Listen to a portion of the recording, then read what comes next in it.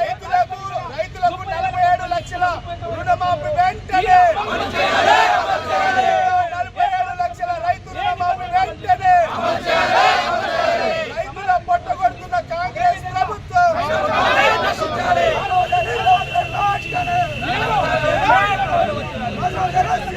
రైతులను మోసం చేసే రాష్ట్ర ముఖ్యమంత్రి వెంటనే రైతులను మోసం చేయడము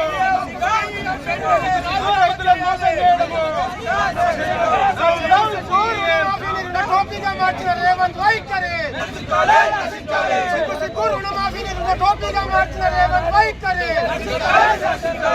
సిగ్గు రుణమాఫీని టోపీగా మార్చిన రేవంత్ వైఖరి దొంగల రాజ్యం దోపిడీ రాజ్యం దొంగల రాజ్యం దోపిడీ రాజ్యం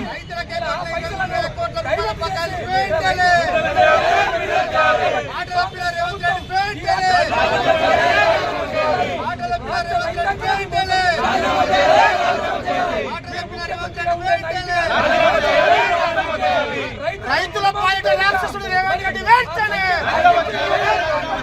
రైతుల పాలిట రాక్షసుడు రేవంత్ రెడ్డి వెంటనే రైతుల పాలిట రాక్షసుడు రేవంత్ రెడ్డి వెంటనే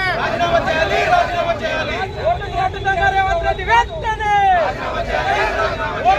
రేవంత్ రెడ్డి వెంటనే ఇదేమి రాజ్యం ఇదేమి రాజ్యం దొంగల రాజ్యం దోపిడీ రాజ్యం ఇదేమి రాజ్యం ఇదేమి రాజ్యం దొంగల రాజ్యం దోపిడీ రాజ్యం చెప్పలేదు 2 లక్షల రూపాయలు ఇస్తామని చెప్పిండ్రు ఇలా సగాలు 23 లక్షల మందికి ఇలా మీరు ఎగనామా పెట్టిండ్రు రైతులు ఇలా వారందరూ కూడా రోడ్ల మీదకి వస్తారు ఇలా వీడియోలు చూస్తున్న రైతాంగం మేము అందరం ఇక్కడ ఉన్న వాళ్ళందరూ కూడా రైతు బిడ్డలే ఇలా ఒక రైతు బిడ్డగా రైతు బాధ ఏందో తెలుసు కాబట్టి తెలంగాణ బీఆర్ఎస్ పార్టీ ఆఫీసులో ఈ రోజు వరకు 90,000 దరఖాస్తులు వాట్సాప్ ద్వారా వచ్చినాయి. మీరు ఎవరికి ఇచ్చిండ్రు రుణమాఫీ?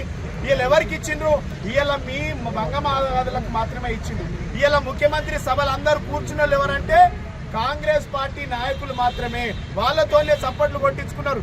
ఇలా మీకు చిత్తశుద్ధి ఉంటే మీరు ఎన్నికల మేనిఫెస్టోలో వరంగల్ రైతు డిక్లరేషన్ లో ఏ మాట అయితే చెప్పిండ్రో 2 లక్షల రూపాయలు 41 లక్ష మంది రైతులకు ఇస్తామని చెప్పిండ్రు. మీరు ఇలా 21 లక్ష మంది రైతుకి ఇచ్చి మిగిలిన రైతాంగాన్ని మోసం చేసిండ్రు, దగా చేసిండ్రు. మేము రాజీనామాకు మా నాయకుడు కట్టుబడి ఉన్నాడు. రాజీనామాలు మాకు కొత్త కాదు. త్యాగాల పునాదుల మీదనే బీఆర్ఎస్ పార్టీ ఏర్పడ్డది. కేసీఆర్ మొదలుకొని మా ఎమ్మెల్యేలందరూ కూడా ఇలా రాజీనామాలు చేస్తేనే ఢిల్లీ దిగొచ్చి తెలంగాణ ఇచ్చింది. ఇలా మాతోని మీరు ఇలా రాజీనామాల అస్త్రం వాడంటే పిచ్చుక మీద బ్రహ్మాస్త్రం వేసుడే తప్ప వేరేం లేదు. డెఫినెట్ గా హరీష్ రావు గారు రాజీనామాకు కట్టుబడి ఉన్నాడు. కానీ మీరు ఒకటే అంశాన్ని పట్టుకొని 2 లక్షలు చేసినామని చెప్పిండ్రు. మీరు చేసింది 21 లక్ష మందికే, 41 లక్ష మందికి చెప్పిండ్రు. 20 లక్షల మందికి ఎగనామం పెట్టిండ్రు. 21 లక్షకి ఇవ్వండి, ఇంకా 21 లక్ష మందికి ఇవ్వండి. 6 గ్యారంటీలు అమలు చేయండి, 13 హామీలు నెరవేర్చండి. డెఫినెట్ గా ఇదే చౌరస్తకు మా హరీష్ రావు గారు వస్తారు, మా టీఆర్ఎస్ పార్టీ నాయకులు వస్తారు. అమరవీరుల స్తూపం సాక్షిగా మళ్ళీ మేము ప్రమాణం చేస్తా ఉన్నాం.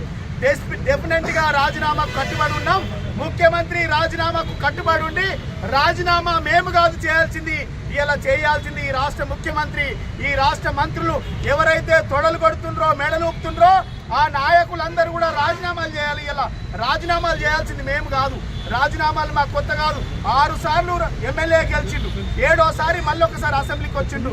మేము రాజీనామాలకు వెనక్కి పోలేదు, భయపడతలేము. ఇప్పటికి కూడా ముఖ్యమంత్రి గారు మేము చెప్పిన హామీలను అమలు చేస్తేనే డెఫినెట్ గా రాజీనామా ఉంటుంది తప్ప వేరే ఉద్దేశం లేదు.